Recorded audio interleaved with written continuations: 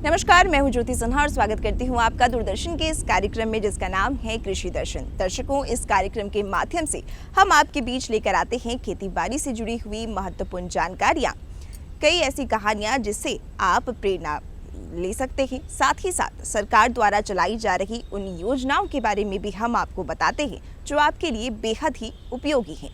चलिए सबसे पहले नजर डालते हैं आज के कृषि समाचार की ओर। नमस्कार, खबरें खेती में आपका स्वागत है। मैं हूं किश्वर जबी। आइए एक नजर डालते हैं आज के मुख्य समाचार पर। बदलते मौसम में पशुओं का रखें विशेष ख्याल। फसल बुआई के पहले मिट्टी जांच जरूरी और उन्नत प्रभेद से करें बैंगन की खेती। अब खबर विस्तार से। बदलते मौसम में पशुओं के सेहत पर सीधा असर पड़ता है, इसलिए इस समय उन पर विशेष ध्यान देने की जरूरत होती है। बदलते मौसम में पशुओं की विशेष देखभाल की जरूरत होती है, क्योंकि इस समय तापमान, नमी और वातावरण में अचानक आए बदलाव के कारण पशु जल्दी बीमार पड़ सकते हैं। अगर इस समय पशु की सही देखभाल की जाए तो पशु स्वस्थ रहते हैं और दूध उत्पादन भी बढ़िया होता है। ठंड के शुरुआती दिनों में अढ़ैया बुखार होने की संभावना बढ़ जाती है। यह एक ऐसा विषाणु जनित बुखार है जिसमें पशुओं को 105-107 डिग्री तक ज्वर रहता है, जिससे चारों पैरों में लंगड़ापन आ जाता है। इसलिए कोशिश ये होनी चाहिए कि सुबह और शाम पशुओं को बाहर ना निकालें। दोपहर की धूप उनके स्वास्थ्य के लिए लाभदायक है। ठंड शुरू होने से पहले टीकाकरण जरूर करवाएं।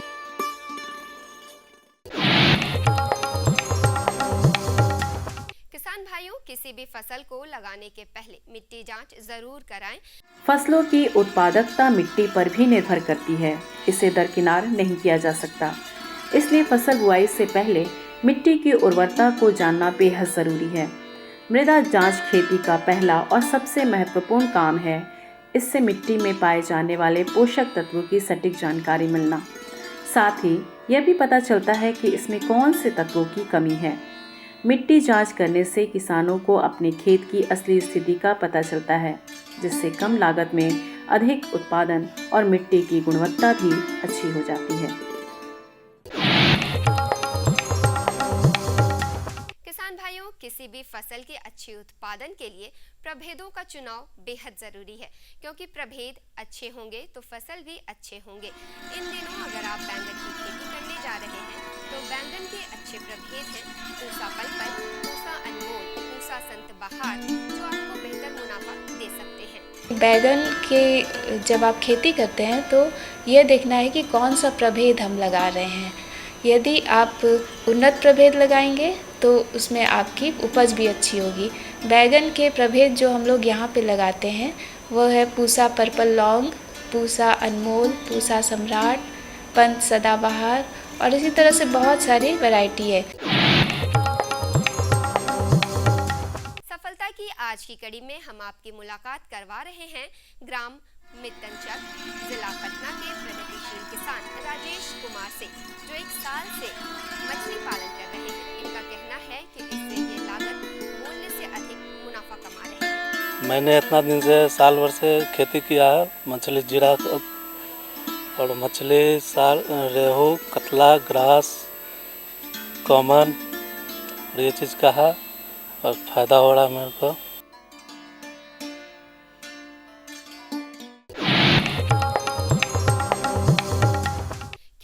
सीधे बुआई का काम करता है सुपर सीडर मशीन। ये एक आधुनिक कृषि यंत्र है जो पारंपरिक तरीकों से होने वाले कामों को एक ही बार में करने की क्षमता रखता है। खेत की मिट्टी तैयार करना, खाद या बीज डालना और गुड़ाई करना, इससे श्रम, समय और पर्यावरण में होने वाले दबाव में कमी आती है। इसके अलावा सुपर सीडर भूमि में बचे अवशेषों को निकालकर मिट्टी में मिला देता है, जिससे मिट्टी की उर्वरता बढ़ जाती है और पराली जलाने की भी समस्या खत्म हो जाती है।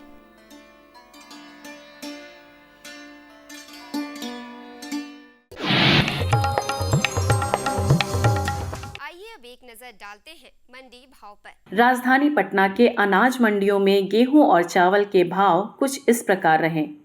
लोकल गेहूं 4,000 रुपये प्रति क्विंटल, शरबती गेहूं 4,500 रुपये प्रति क्विंटल, उसना चावल 7,000 रुपये प्रति क्विंटल, सोनम चावल 7,500 रुपये प्रति क्विंटल, अरवा सुपर चावल 10,000 रुपये प्रति क्विंटल। कैसा रहेगा अगले 24 घंटे में मौसम का हाल, आइए देखते हैं मौसम समाचार। राजधानी पटना एवं आसपास के इलाकों में मौसम बिल्कुल साफ रहेगा। दिन में धूप खिली रहेगी, साथ ही 8 किलोमीटर प्रति घंटे की रफ्तार से हवाएं भी चलेंगी। अधिकतम तापमान 32 डिग्री सेल्सियस एवं न्यूनतम तापमान 22 डिग्री सेल्सियस तक बने रहने की संभावना है। दर्शकों, कृषि समाचार में आज आपने जाना सरकार की नीति, सूचना, सफलता की कहानी, मंडी भाव और मौसम के हाल के बारे में। अब वक्त हो चुका है एक छोटे से ब्रेक का। ब्रेक के बाद हम फिर मिलेंगे कृषि जगत से जुड़ी हुई एक विशेष जानकारी के साथ। हर जोखिम से निकल कर फसल आए, सुरक्षित हो जाए। फसल बीमा से हर किसान अब आत्मनिर्भर हो जाए। अब सूखा पड़े या बाढ़ आ जाए, कोई डर नहीं। अब ओले पड़े या कीट पतंगे फसल खा जाए, कोई फिक्र नहीं। अब कैसी भी आपदा हमारी फसल पे आ जाए, क्षति होने पर हमारे दावों का उचित भुगतान मिलता है, क्योंकि हमने लिया है प्रधानमंत्री फसल बीमा। बुआई से फसल कटाई तक हर जोखिम का दावा, न्यूनतम प्रीमियम पर अधिकतम भुगतान का वादा। योजना से हर साल जुड़ रहे हैं 5 करोड़ से ज्यादा किसान। अब आपकी है बारी। नजदीकी कृषि कार्यालय, सहकारी समिति, बैंक शाखा, अधिकृत बीमा कंपनी या जन सेवा केंद्र में स्वेच्छा से करा सकते हैं पंजीकरण।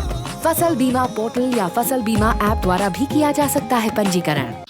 दर्शकों, आपका फिर से स्वागत है दूरदर्शन के इस कार्यक्रम में, जिसमें हम आज चर्चा करेंगे धान पड़ती भूमि प्रबंधन पर। किस तरीके से धान की कटाई के बाद जब भूमि उपजाऊ योग नहीं होती, किसान परेशान होते हैं कि आखिर किस तरीके से अब आय प्राप्त किया जाए। ऐसे में हम धान पड़ती भूमि प्रबंधन के जरिए अपने खेतों को कैसे फिर से उपजाऊ बना सकते हैं।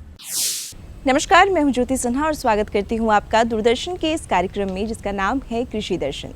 दर्शकों, इस कार्यक्रम के माध्यम से हम किसानों को एक और जहां महत्वपूर्ण जानकारियां देते हैं, तो वहीं कई चीज़ों को लेकर जागरूक भी करते हैं। आज का हमारा विषय है धान पड़ती भूमि प्रबंधन।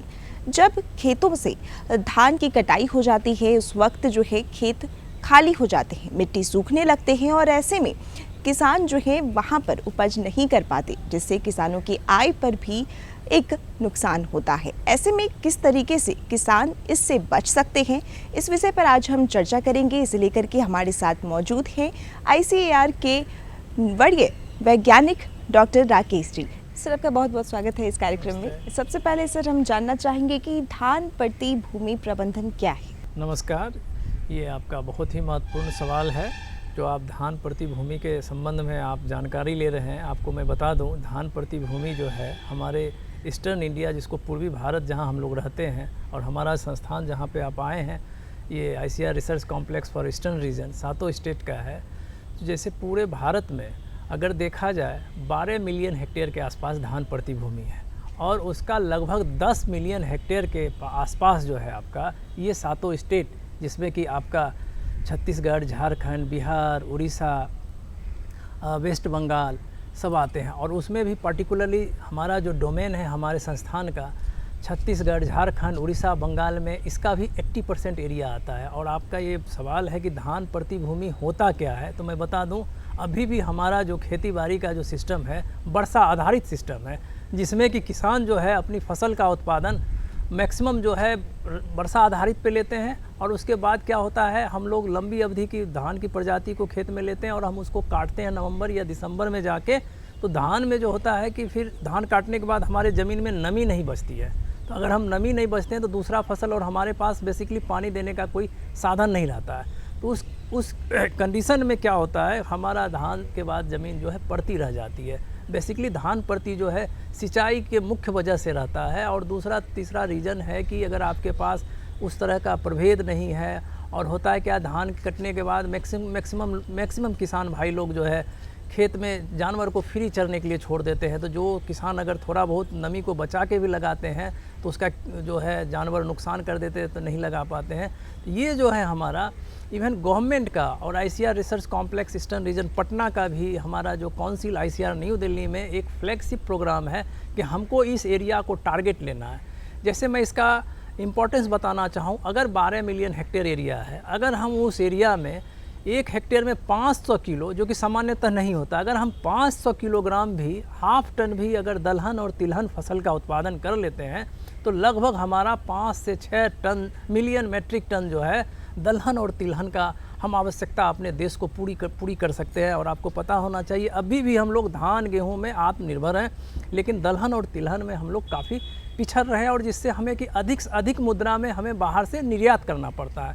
तो इसलिए हमारा ये जो है कार्यक्रम बहुत ही बढ़िया है। और मैं बता दूं, इस पे ICR विगत 2015-16 से लगातार मेहनत कर रही है, और इसका हम लोग का जो रांची सेंटर है, जो हमारा संस्थान का एक मुख्य केंद्र है, वहाँ हम झारखंड में ये रांची और छत्तीसगढ़ में जसपुर ज़िला में कंडोरा विलेज में हम 2 ज़िला में इस प्रोग्राम को सुचारू कर रहे हैं। और यहाँ पे आपका एक सबजपुरा फार्म है, उसके बाद जो है हम लोग गया में, बक्सर में, पर्टिकुलरली गया में मैं आपको दिखाना चाहूँगा कुछ, और उसका रिजल्ट भी बताना चाहूँगा कि वहाँ पे हम लोग विगत 3 साल में जो हम कार्यक्रम शुरू किए हैं तो 500 एकड़ के आसपास, और गया एरिया जो यहाँ से मात्र 120 किलोमीटर की दूरी पे है, 25,000 हेक्टेयर के आसपास जो है धान के बाद ज़मीन पड़ती रह जाती है। हम लोग उसको टारगेट कर रहे हैं।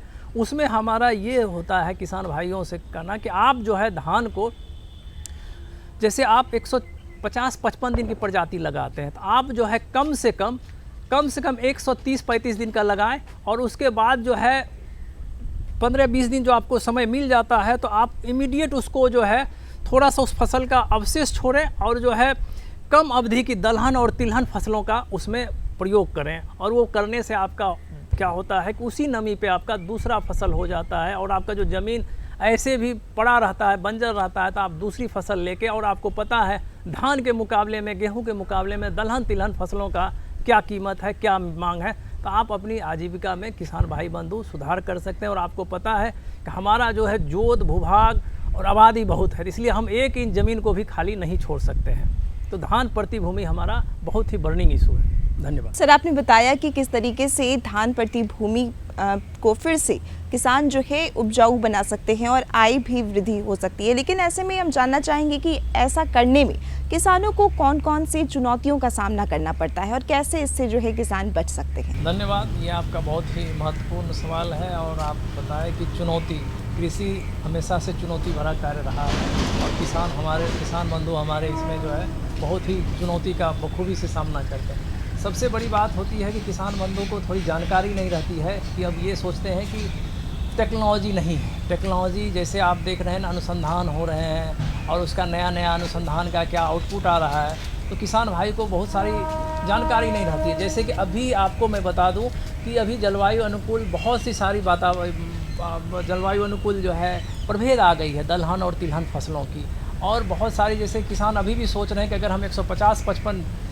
दिनों की धान लगाएंगे तो हमें इतनी मतलब जो है 6 टन 7 टन के आसपास या 5 टन उपज होगी, और अगर हम 125-30 दिन का लगाएंगे तो कम होगा। अब ऐसी बातें नहीं है, अब जो है कम अवधि में भी बराबर उपज हो सकता है। तो इसमें हम लोग क्या करेंगे, पहले किसान बंधु को हम उसको जानकारी देंगे और उसके बाद हम उनको बताएंगे कि देखिए जैसे कुछ फसल है दलहन और तिलहन, इसमें नाम मात्र का फर्टिलाइज़र लगता है, क्योंकि आपको पता है कि दलहन फसल जो है अपने जड़ों में ग्रंथि का वो करते हैं, जिससे कि वो बायोलॉजिकल नाइट्रोजन फिक्सेशन करते हैं, जो वातावरण में जो हमारा 78% नाइट्रोजन है उसको ये जो अस्थिरीकरण करते हैं, और इस तरीके से इसको ज़मीन में ये जो है कह सकते हैं इसको नाइट्रोजन फैक्ट्री बोला जाता है।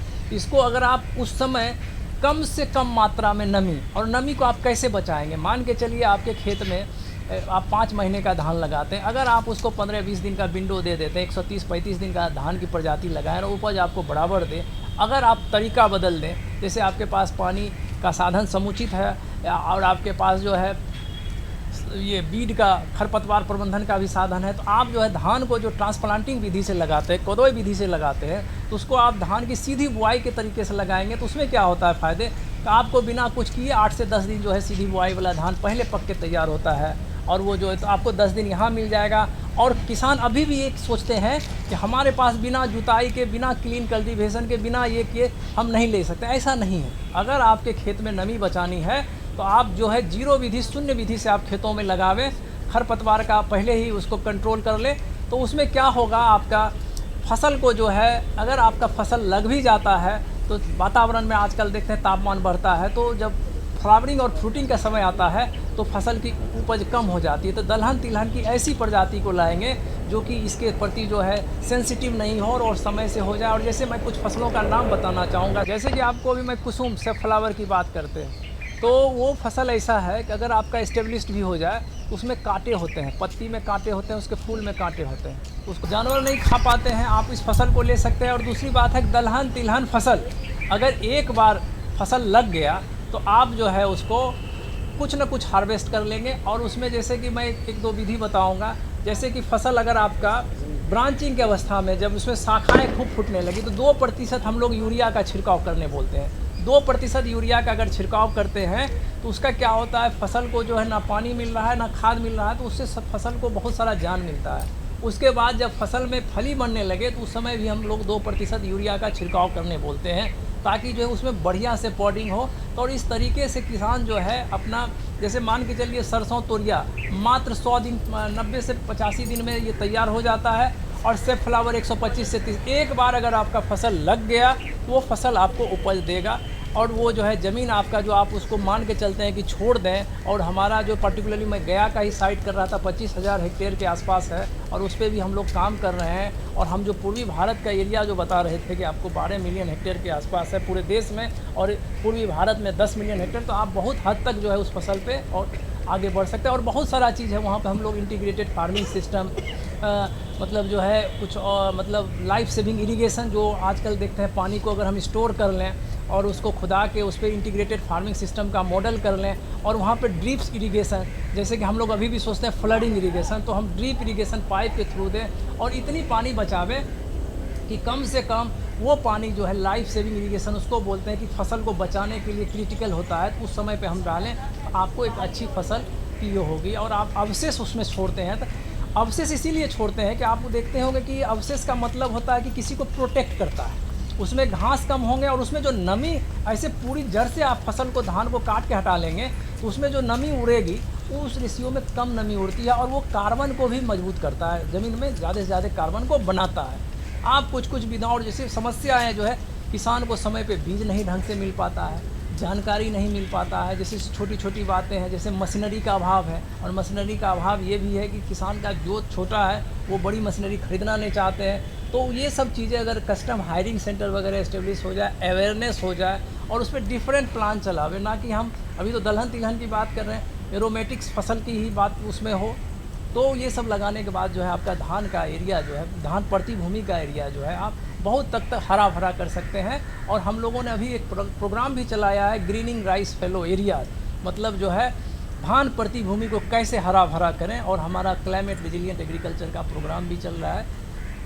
सर, चलते चलते किसान भाइयों को आप क्या संदेश देना चाहेंगे? धन्यवाद। चलते चलते हम किसान भाइयों को यही संबोधन करना चाहेंगे कि अब वो दिन दूर नहीं है, अब आपके दरवाजे पे वैज्ञानिक गण खुद आएंगे, जो कि विकसित संकल्प अभियान के तहत है। आपको जो भी जानकारी रबी के और धान प्रति भूमि जो भी है, आपको सारा सारा, जैसे आप डॉक्टर के यहाँ जाते हैं, नंबर लगाते हैं, तब आता है, यहाँ हम लोग खुद चल के आएंगे और आपका समस्या का निवारण करेंगे, अच्छी अच्छी जानकारी देंगे, और आपकी आजीविका में कैसे सुधार हो और आप एक कैसे विकसित देश का नागरिक बने, मेरी यही आकांक्षा है। आज के इस कार्यक्रम में हमारे साथ जुड़ने के लिए और हमारे दर्शकों तक इतनी महत्वपूर्ण जानकारी साझा करने के लिए धन्यवाद। दर्शकों, आज के अंक में हमने जाना किस तरीके से धान प्रति भूमि प्रबंधन के जरिए हम अपने खेतों को फिर से उपजाऊ बना सकते हैं और किसान बेहतर जानकारियों के साथ में बेहतर आय कमा सकते हैं। ऐसे में अगले अंक में हम फिर मिलेंगे एक नए विषय के साथ। तब तक के लिए मुझे यानी ज्योति सिन्हा और मेरी पूरी टीम को दीजिए इजाजत। पर आप देखते रहिए डीडी बिहार। नमस्कार। आप अपने खेती में कई लाभ प्राप्त कर सकते हैं। चलिए एक नजर डालते हैं इस शॉर्ट फिल्म पर। मधु क्रांति, एक नए युग का आगाज। मधु क्रांति विकास के नए रास्ते खोल रही है, मधुमक्खी पालकों के जीवन स्तर को बेहतर बना रही है, साथ ही पूरी दुनिया में शहद के क्षेत्र में भारत को एक नई पहचान दिला रही है।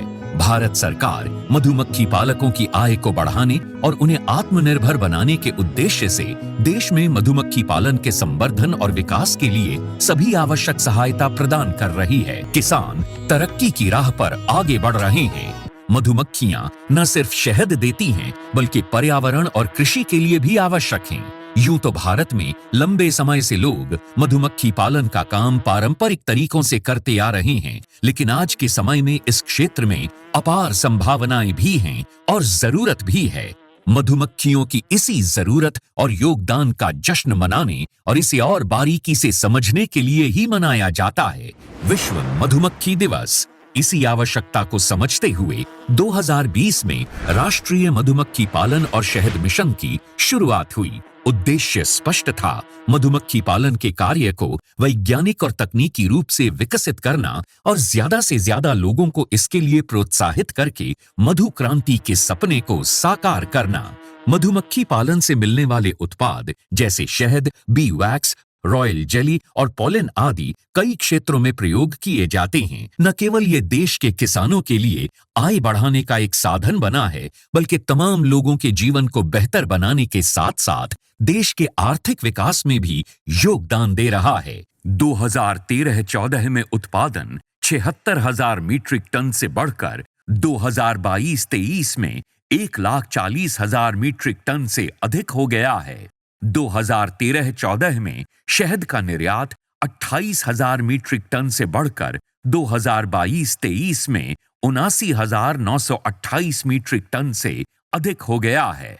3 विश्व स्तरीय अत्याधुनिक टेस्टिंग लैब और 31 मिनी शहद टेस्टिंग लैब स्थापित हुई। राष्ट्रीय मधुमक्खी पालन और शहद मिशन की कामयाबी सिर्फ आंकड़े ही बयान नहीं कर रहे, कहानियां खुद इसकी सफलता की बानगी पेश कर रही हैं। मैंने 1990 में मधुमक्खी पालन शुरू किया, 2 बॉक्स से शुरू किया और आज हमारे पास लगभग 4,200 बी बॉक्सेस हैं। लगभग 17 तरह के हनी हम लोग प्रोड्यूस करते हैं, जो डिफरेंट एरियाज़ में बी को माइग्रेट करके प्राप्त होते हैं।